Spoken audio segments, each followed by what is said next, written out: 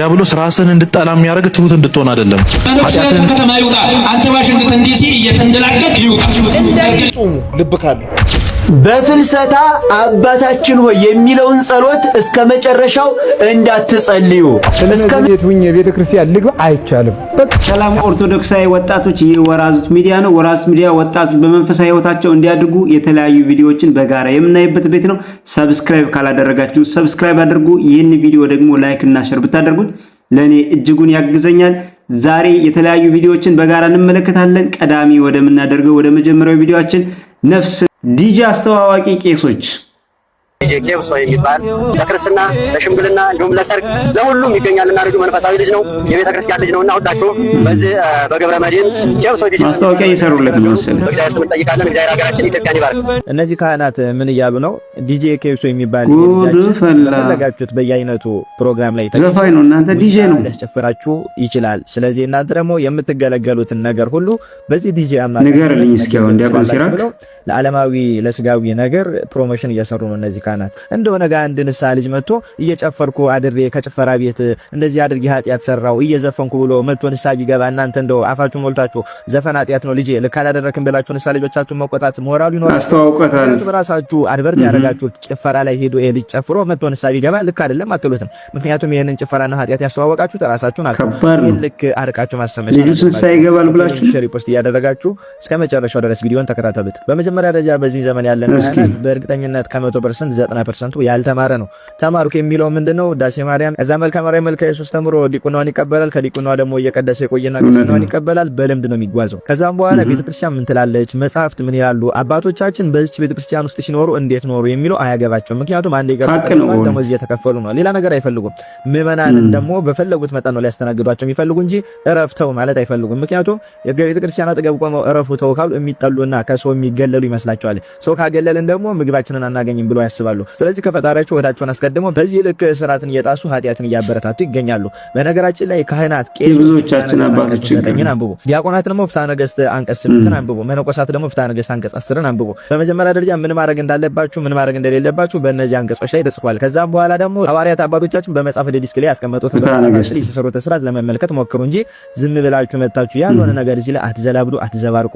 ይሄ ልጅ በጎ ሊሆን ይችላል፣ ለቤተክርስቲያን ሊደግፍ ይችላል፣ ገዳማትን ሊረዳ ይችላል፣ ግን የሚሰራው ስራ ትክክለኛ ስራ አይደለም። ቢያንስ ትክክለኛ ስራ እየሰራ አይደለም። ልጃችን ነው ከቻልክ ሌላ ስራ ቀይር ብላችሁ እንደመምከር ግን እናንተ በተገላቢጦሽ መምከር ይችላል።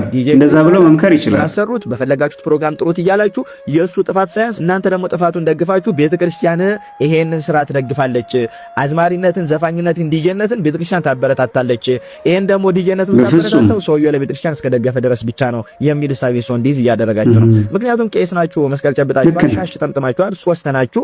የምትናገሩት ነገር የቤተክርስቲያን ቃል ነው የሚመስለው ሰው። ስለዚህ እዚህ ጋራ ማንም ሰው ገንዘብ ለቤተክርስቲያን ስለሰጠ የሚሰራው ስራ ልክ ካልሆነ ቢያንስኛ ባለማስተዋወቅ ያንን ኃጢአት እንተባበር። ከዛም ባሻገር እንደ አንድ ክርስቲያን ደግሞ ይሄ ስራ ልክ እንዳልሆነ እስኪገባው ድረስ እንንገረው። ዝም ብለን አጠልጥለን ነው ዞር በል ከዚህ ስራ ኃጢአት ነው ብለን ማባረር ሲሆን እስኪገባውና ክርስትና ምን እንደሆነ እስኪረዳ ድረስ ይሄ ስራ ልክ እንዳልሆነ እናስገንዝበው። ከዚያም በኋላ በራሱ ጊዜ ስራ ይልጅ ይተዋል። እንደዛ እንደማድረግ ግን እናንተ መጣችሁ ያበረታታችሁት ኃጢአት ነው ልክ አይደለም ልጃችን ሌላ ስራ ሞክር ብላችሁ እንደመናገር መጣችሁ እየደገፋችሁት ይሄ ልጅ በዚህ ኃጢአት ውስጥ ወርቆ እንዲኖር እየፈረዳችሁበት ነው። በነገራችን ላይ ገንዘብ ከየትም የትም ለቤተክርስቲያን ስለሰጣችሁ ተጻድቃላችሁ ማለት አይደለም። ምክንያቱም እግዚአብሔር የሚፈልገው የእናንተን ንጹህ ልብ እንጂ ይዛችሁት የምትመጡትን መስዋዕትም አይደለም። የአቤል መስዋዕት ተቀባይነት ያገኘው አቤል በንጹህ ልብ ሆኖ ስላደረገ ነው እንጂ መስዋዕቱንማ ቀይልም እንኳን ቀርቧል። ስለዚህ ይሄንን ነገር ተገን አድርጋችሁ በሚሰራው ስራ ለቤተክርስቲያን እየደገፍኩ ስለሆነ በዚህ አማካኝነት እግዚአብሔር ይመረኛል ብላችሁ ራሳችሁን አታታልሉ። ሁለተኛ ነገር ደግሞ እግዚአብሔርን ለመሸወድ አትሞክሩ። በሌብነት ሰው አስጨንቃችሁ ሰው ገላችሁ ያመጣችሁትን ገንዘብ ለእግዚአብሔር ብትሰጡት ቤተ መቅደሱን እያፈረሳችሁበት ገንዘባችሁ ምን ሊያደርግለት ነው ለእግዚአብሔር?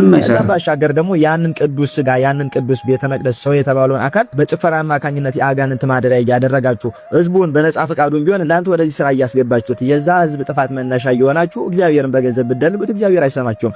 ምክንያቱም እኔ ዲጄነቱን ባልሰራው እኮ ሌሎች ይሰራሉ ልትሉ ትችላላችሁ። እናንተ የራሳችሁን ኃላፊነት መወጣትና ከዚህ ነገር ንጹህ መሆን ነው የሚጠበቅባችሁ። ማንም ሰው ያስጨፍር አያገባችሁ። እናንተ ስለ ራሳችሁ ብቻ ነው ሊያገባችሁ የሚገባው። አሁን እዚህ ጋራ ስለ ኦርቶዶክሳዊነታችን ብቻ ይሄ ሊስራው ዲጄነት ነው ነው ማስጨፈር ነው። እነዚህ ሰዎች ደግሞ እነዚህ ቄሶች ደግሞ ሻሽ ጠምጥመው መስቀል ጨብጦ ምን እያሉ ነው? በፈለጋችሁት ፕሮግራም ላይ ይሄ ልጅ ጋብዙትና ያስጨፈራችሁ ብሎ ፕሮሞሽን እየሰሩለት ነው። ስለዚህ ይሄ ነገር ደግሞ ቀጥታ ፍትሐ ነገሥት ላይ ሄዳችሁ ብታነቡት ፍትሐ ነገሥቱ ምንድነው የሚለው አንቀጽ 9 ላይ እንዲህ በጭፈራ ቤት የሚገኝ ካህን እንደዚህ አይነቱ ነገር የሚያበረታታ ካህን ክህነቱ ቀጥታ ይሻር ብሎ ነው ይሄንን የሚያስፈጽም ሰው ጠፍቶ እንጂ ይሄን ስርዓት የሚያስጠብቅ የለንም። ቢያንስ ይሄ ስራ ልክ እንዳነገስታችሁ ስራውን እንዲያቆም ባታደርጉ እንኳን ቢያንስ ወጣችሁ ሚዲያ ላይ ልክ ነው ብላችሁ ድጋፍ አትስጡት። ምክንያቱም ቅዱስ ጳውሎስ ዘፋኝ መንግስተ ሰማያትን አይወርስም እያለ አጋንንት በዛ ይዘፍናሉ ብሎ ደግሞ ኢሳይያስ እየተናገረ ዘፈን ኃጢአት እንደሆነ በመጽሐፍቶቻችን ላይ በፍትሐ ነገሥት ላይ ሰፍሮ እያለ ብድግ ብላችሁ የራሳችሁ ሆድ እንዳይጎልባችሁ ከሰው እንዳትቀያየሙ የቤተ ክርስቲያንን ሕግና ስርዓት የምትሸራርፉ እንደናንተ አይነት ያልተማራችሁ ካህናት ማረፍ መቻል አለባችሁ። ስለ እግዚአብሔር በላችሁ እፈሩ፣ ፍሩት። እግዚአብሔርንም ቢሆን ስለ ሕግ አምላክ ብላችሁ ይሄንን ስራችሁን አቁሙ፣ እፈሩ፣ ተማሩ። አለመማር ወደ ከባድ ኃጢአት ይወስዳል። ሆሴም ሕዝብ እውቀትን ከማጣት የተነሳ ጠፍቷል የተባለው ይሄንን ነው። ቢያንስ ካህናቱ ተምረው ምዕመናኑን ሼፕ ማስያዝ ሲገባቸው ካህናቱ ያልተማሩ ሆኑና ጭራሽ ምዕመናኑን ወደ ጥፋት የሚመሩ ሆኑ። ስለዚህ ብታስቡበት መልካም ነው። ካህናት ምን ማውራትና ምን ማውራት እንደሌለባችሁ ቁጭ ብላችሁ ብዙ ትምህርት ቤቶች አሉ፣ ተማሩ፣ መጻሕፍትን አንብቡ፣ ለራሳችሁ ጊዜ ስጡ፣ እግዚአብሔርን ፍሩት። ከዚህም ባሻገር ደግሞ እንደዚህ የምትሰሩ ምዕመናን ስራችሁ ልክ እንዳልሆነ እወቁ። እነዚህ ሶስቱ ካህናት መጥተው ስለመሰከሩ ለአንተም ደግሞ ስራ ልክ ነው ማለት አይደለም። እችል ከዚህ ስራ ወጥተህ ሌላ ስራ ውስጥ ብትገባ መልካም ነው እላለሁ። ምክንያቱም ጨፋሪም አስጨፋሪም ኃጢአተኛ ነው። ይሄ ኃጢአት ደግሞ የእግዚአብሔርን ቤተ መቅደስ የሚያረክስ ቅዱስ ጳውሎስን በብዙ መልኩ ያወገዘው ኃጢአት ነውና ከዚህ ነገር እንድትላቀቅ ማለት ነው። ስለዚህ እንደዚህ አይነት ካህናትን የምትከተሉ ምዕመናን ካላችሁም ከዚህ ነገር መቆጠብ መቻል አለባችሁ። ይሄንን ያያችሁ ምዕመናን እነዚህ ካህናት በፍጹም ቤተክርስቲያንን አይወክሉም። ብችል ቤተክርስቲያን እነዚህን ክህነታቸውን ቀምታ እንዲማሩ ማድረግ ነው የነበረባት። ግን ጊዜውን እንደምታውቁት ነው። የቤተክርስቲያኗ ጊዜ እስኪመጣ እንግዲህ እንዲያለን እንቀጥላለን። እግዚአብሔር ያን የበትሩን ያነሳ ጊዜ ግን እነዚህ ሁሉ ከቤተክርስቲያን ጸርተው ቤተክርስቲያን ልዕልናዋንና ኃይሏን አግኝታ እግዚአብሔር ለዛ ጊዜ ያደርሰን። በእውነት የፍትሐ ነገሥቱ ስርዓተ ቤተክርስቲያን የሚከበርበት ጊዜ እግዚአብሔር አምላክ ለዛ ያደርሰን። በትክክል በሚገባ ነው የተነገረው። የሚጨመር የሚቀነስ የለውም።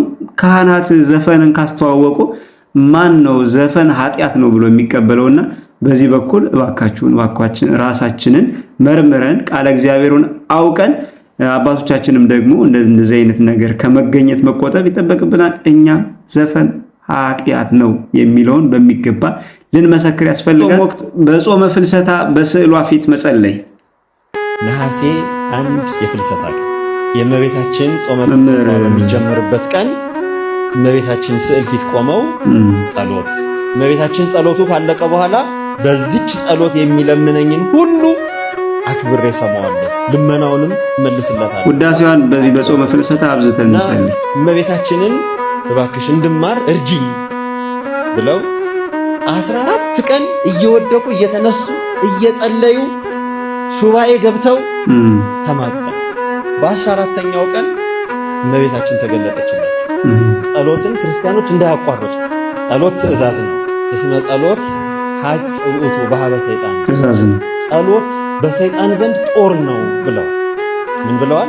በሰይጣን ዘንድ ጦር ነው። በሰይጣን ዘንድ ጦር ነው። የሚጸልይ ክርስቲያን ሁሉ ጊዜ ሰይጣንን እንደገደለ እንደወጋ እንደገደለ የሚጸልይ ሰው ምን ብለን ነው የምንጀምረው?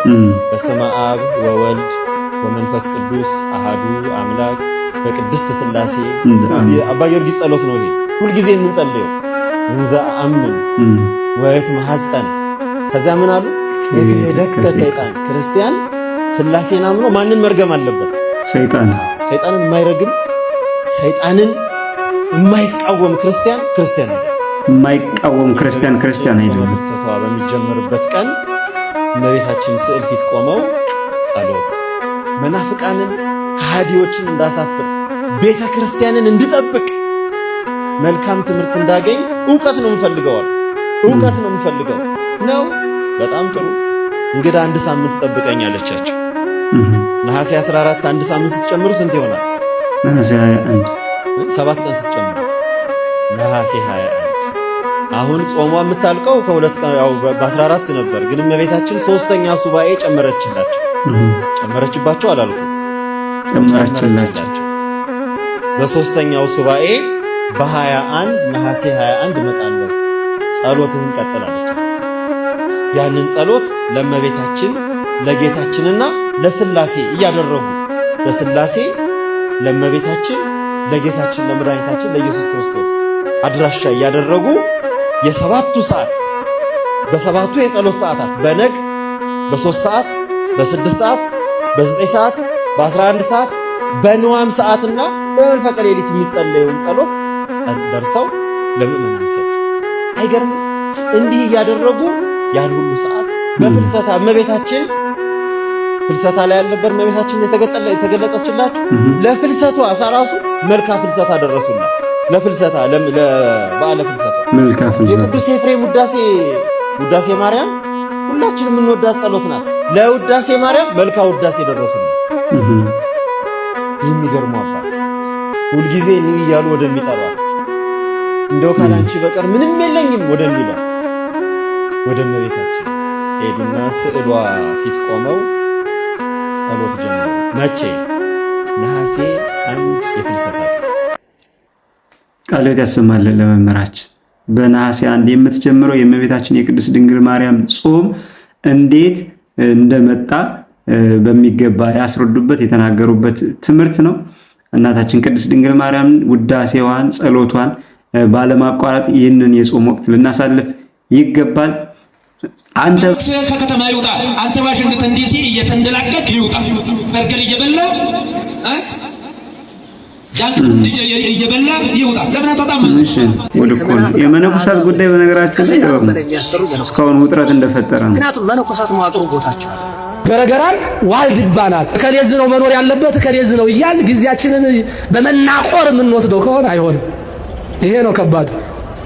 የትም ፍጪው ዱቄቱን አንጪው ነው። እስኪ ዲያቆን ሲራቅ መጽሐፍን ጠቅሰህ ምን ትሰራለህ ነው የሚለው። ስርዓትን ጠቅሰህ የሆነ ነገር በልልኝ። እነዚህ መነኮሳት ስርዓትን ስለጣስን ደጋረግን ብሎ በዚህ ልክ በዚህ ርቀት ሄደው በዚህ መልኩ ሲያስተምሩ ሲመለከት በጣም አዝናለሁ። እነዚህ መነኮሳት ሲመነኮሱ መጽሐፍ መነኮሳትን አልተማሩም፣ ስርዓተ ቤተክርስቲያንን አልተማሩም። ምንም የሚያውቁት ነገር ሳይኖራቸው ለገንዘብና ለገንዘብ ብቻ ብለው ሆዳቸው አምላካቸው ሆኖባቸው በስመ መንኩስና ሊነግዱ የመነኮሱ ናቸው እንዲህ አይነት ቃል የሚናገሩት እንጂ ትክክለኞቹ መነኮሳት የት እንዳሉና ምን እንደሚሰሩ ምን እንደሚያደርጉ ገዳም ሄዳችሁ መመልከት ትችላላችሁ። ከዛም ባሻገር መጽሐፍት ላይ እውነት ነው ትክክለኛው መነኮሳት የት እንደሚሰሩ ምን እንደሚሰሩ መብላት ምን መጠጣት ምን ማየት እንችላለን። ያለባቸው ጭምር ደግሞ በአባቶቻችን ቅዱሳን ታሪክ በአባ አንጦንስ፣ በአባ መቃርስ፣ በአባ ጳኩሚስ እንዲሁም በተለያዩ በአባ ሲኖዳ እንዲሁም ደግሞ በአባ ጳውሊ ታሪክ በቅዱሳን አባቶቻችን ታሪክ መነኮሳት የት መስራት የት መኖር እንዳለባቸው በአግባቡ ጠንቅቀን ተምረናል። መኖር ያቃታቸው እነሱ ናቸው። ስለዚህ ከከተማ ላለመውጣት ክፉ ሰው ለክፋቱ ቃል እግዚአብሔርን ይጠቅሳል፣ መጽሐፍ ቅዱስን ይጠቅሳል እንደሚባለው መኖር ያቃተው ከባድ ለዚህ ስህተት አይደለንም ለማለት በዚህ ልክ ሲጓዙ ስንመለከት በጣም እናዝንባቸዋለን። ለዚህች ቤተክርስቲያን በዚህ ሰዓት ችግርና ፈተና የሆናችሁባት ለቤተክርስቲያን እናንተ ራሳችሁ ናችሁ። ከባድ ፈተና አለብን። ስለዛ ፈተና ማውራት ሲጠበቅብን አሁን ስለ መነኮሳት ከተማ መኖር አለመኖር አናወራ ብላችሁ ትናገራላችሁ። ከእናንተ በላይ ፈተና የሆነባት ቤተክርስቲያን ላይ ማን አለ? ስለዚህ የጉዳይ ቀላል ጉዳይ አይደለም። በደንብ ኮፒ ሊንክ ሼር ፖስት እያደረጋችሁ እኚህ መመራችን እውነትነት አለው። በነገራችን ደግሞ እንመለሳለን። ወደ መመራችን እንለፍ። ግልጽ እንናገር ከተባለ የዚህ ዘመን ትልቁ በሽታ መነኮሳት በቤተክርስቲያን መዋቅር ውስጥ ተሰግስገዋል። እኔ ከመናፍቃን ከአሕዛብ በላይ ከሰይጣንም በላይ የሚያስፈሩ መነኮሳት ናቸው። ምክንያቱም መነኮሳት መዋቅሩ ቦታቸው አንድ መዋቅር ባሳይ በጣም የተሻለ ይመስለኛል። ማለት ቤተክርስቲያናችን እንዴት እንደጠፋች ማሳየት ያስፈልጋል። አጋንንት ምንኩስናውን አበላሸት። ጳጳሳት የሚሾሙ ከመነኮሳት ብቻ ነው። ስለዚህ የሚሾመው የተበላሸው መነኩሴ ጳጳስ ነው ማለት ምን ተበላሸ? ቅስና ተበላሸ። ካህኑን የሚሾመው ካህኑን ወደታች የሚሰጠው ክህነቱን ጳጳሱ ነው። ቅስና ሲበላሽ ምን ተበላሸ? ቅስናው ክህነቱ ተታች ክህነቱን አይደለም ህይወቱ ነው። ቅድም እያልኩ ያለው ስለ ህይወቱ ነው። የመንኩስና ህይወት ሲበላሽ የቅስና ህይወት ተበላሽ። ከመነኮሳት ከጳጳሳት የማይጠበቁ ቃላት እንሰማ የለ። እንደዚህ አይነት በጣም ራሳቸውን አዋርደው ቤተክርስቲያንን የሚያዋርዱ እግዚአብሔር ራሱ ጊዜ ያጸዳቸዋል ብዬ ይጠብቃል። ይጸዳል። ማንኛውም ሰው አይቀርም። ይሄ ታሪክ በግብጾች ታሪክ ውስጥ ይተከሳል። መነኮሳት ከተማሪው በጣም በሚረብሹበት ጊዜ እግዚአብሔር የፋርስን ንጉስ አመጡ። መነኮሳትን ብቻ መርጠህ ግደልልኝ ብሎ እግዚአብሔር መነኮሳትን ለብቻ ወደ 700 ገዳማት ውስጥ ያሉ መነኮሳትን አርዷቸው ሄዱ። እኔ ታረዱ እያልኩ አይደለም። ብዙዎች መነኮሳትን ትጠላለህ ይሉኛል። እኔ አልጠላም። እኔ ሳይሆን ራሳቸውን እንደሚጠሉ ነፍሳቸውን ከተማ ምን ይሰራል? ውስኪ ምን ያደርግለት? የቤተክርስቲያን መዋቅር ውስጥ የተሰገሰገ ሰው መነኩሴ የሆነ ውስኪ ነፍሳቸውን ነው የሚጠሉት። ጥሬ ስጋ እየቆረጠ መዋቅር ውስጥ ወደ አብሰው ካለ ማለትም ከእግዚአብሔር ይልቅ ሆዱን የሚያስከትል ከባድ ነው። የሚያመልኩ ብለው ጳውሎስ ተናገረ። ለመነኮሳት የማይገባ ህይወት ነው። መዋቅር ውስጥ ካለ መነኩሴ ሆኖ መነኩስናን የሚያሳፍር ሰው መዋቅር ውስጥ ካለ ሙስና የሚቀበል በገንዘብ የሚገዛ ሰው ካለ ምንፍቅና ያለበት ሰው ካለ እንዴት ነው ምዕመናንን እንዴት አድርገን ማስተካከል እንችላለን? እንዴት ነው ምዕመናንን ወደ ሰማያዊ ማዕረግ ማድረስ እንችላለን? በጣም አስቸጋሪ ስለሆነ ለቤተክርስቲያን መዋቅር በተቻለ መጠን ሌሎች ችግሮች አሉ። እንደው ቀድሞ ይሄ ነገር ቢታሰብበት ለመምህራችን ቃለ ሕይወት ያሰማልን፣ ተስፋ የምናደርጋት መንግስተ ሰማያትን ያወርስልን። ስለዚህ በዚህን ጊዜ ከመነኮሳትና ከቤተ ክርስቲያን አገልጋይ በላይ ለቤተ ክርስቲያን ፈተና የሆነባት ምንም ነገር ማንም የለም።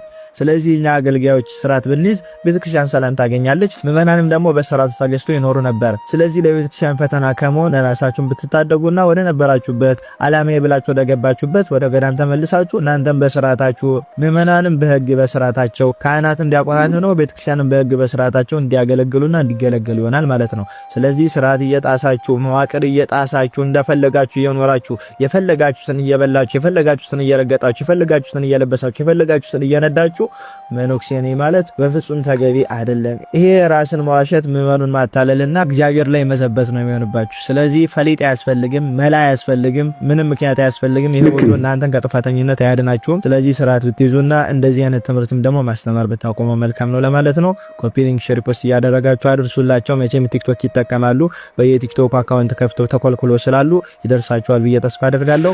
ይቆያል። ከባድ ነው። አሜን። ቃለ ሕይወት ያሰማልን። ለመምህራችንም ለወንድማችን ቃለ ሕይወት ያሰማልን።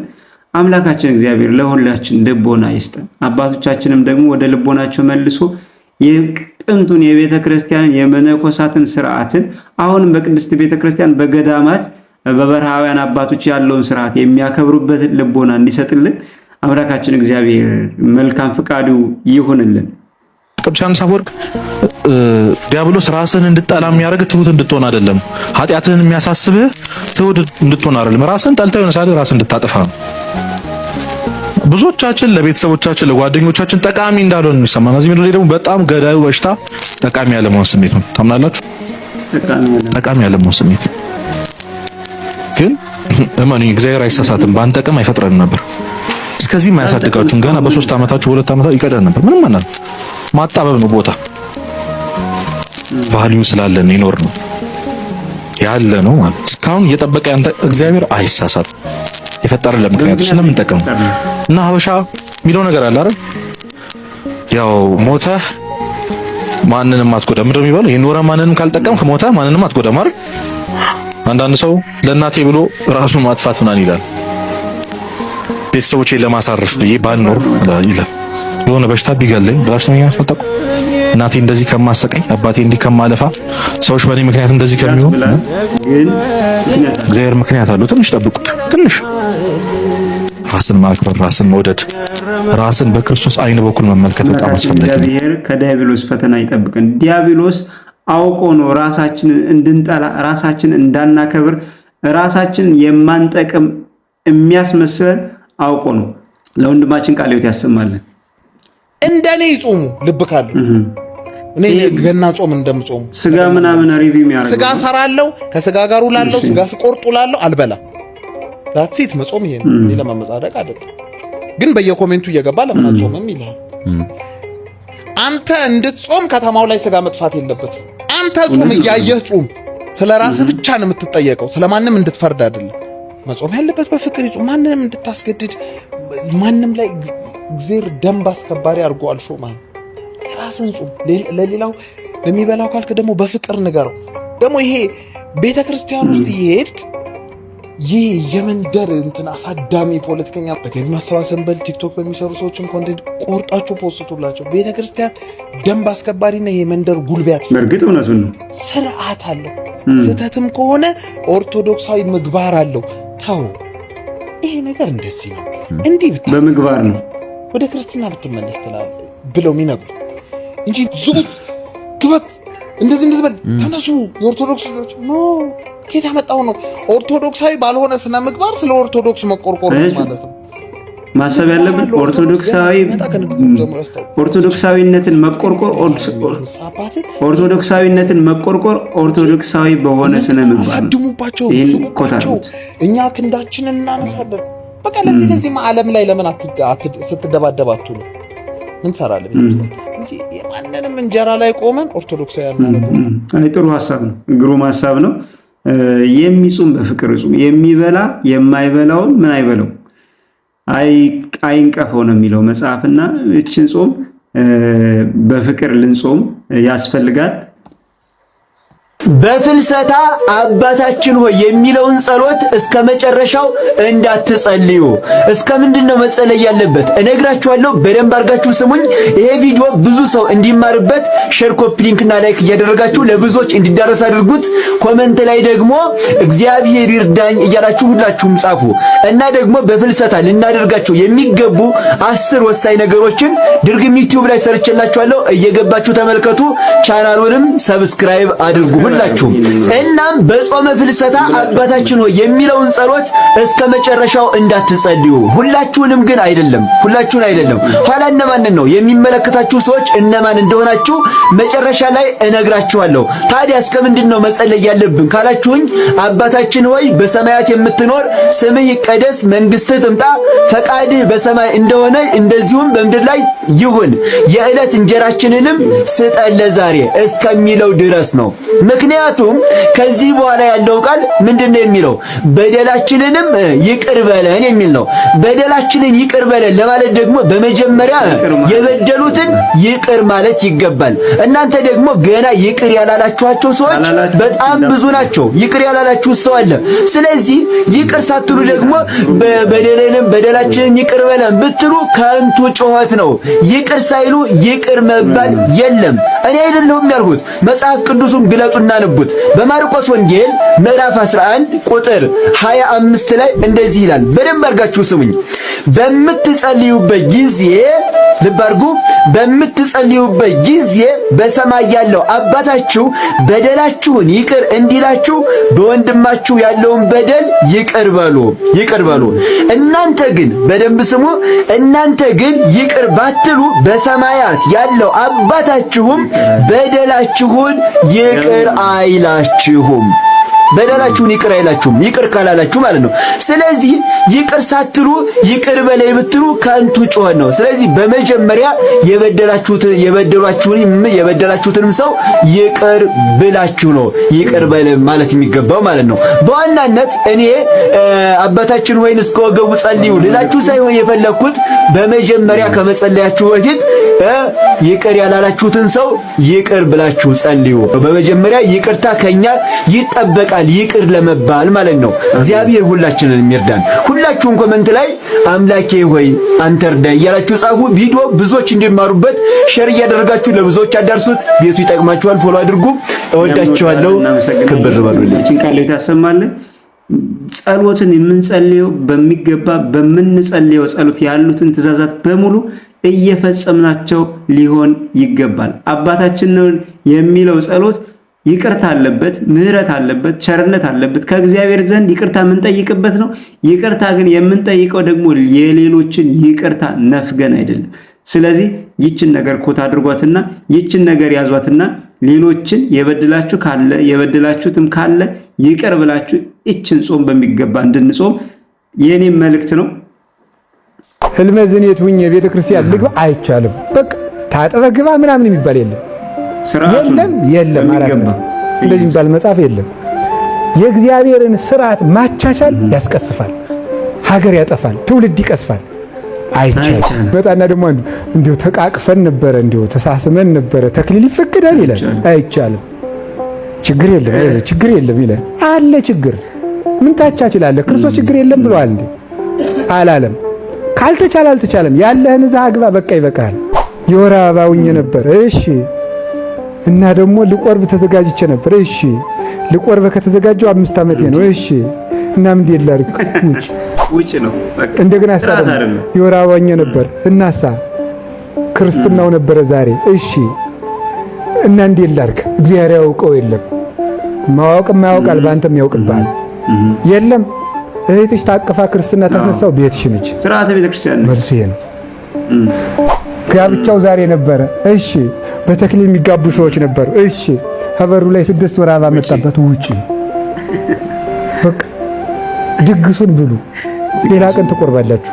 ትዳሩን እግዚአብሔር አልፈቀደው አይደለም፣ የተፈጥሮ ጉዳይ ነው። በትክክል አባታችን ቃል ያሰማል። ከስርዓት በላይ ምንም የለም። የኛ አንቱ ፋንታ ነገሮች በሙሉ ከስርዓት በታች ናቸው። ስርዓትን ሳንፈጽም የቤተ ክርስቲያን ልጆች መሆን አንችልም። ስርዓትን መጣስ ኃጢአት ወደ መስራት ያደርሳል፣ ኃጢአትም ነው ደግሞ። ስለዚህ ይሄን እናስብበት።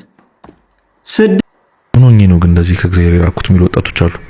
6 ዓመት ሆነኝ ቤተክርስቲያን ከሄድኩ የሚሉ ሰዎች አሉ። እሺ 6 ዓመት ግን አይፈጅብህም ወደ ቤተክርስቲያን ለመመለስ። አይገርም? ምን በጣም ይደንቀኝ እሱ ነው።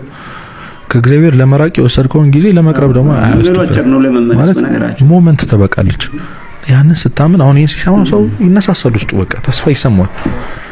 እግዚአብሔር የት ነበርክ እስከዛሬ ማን ሚል አምላክ አይደለም።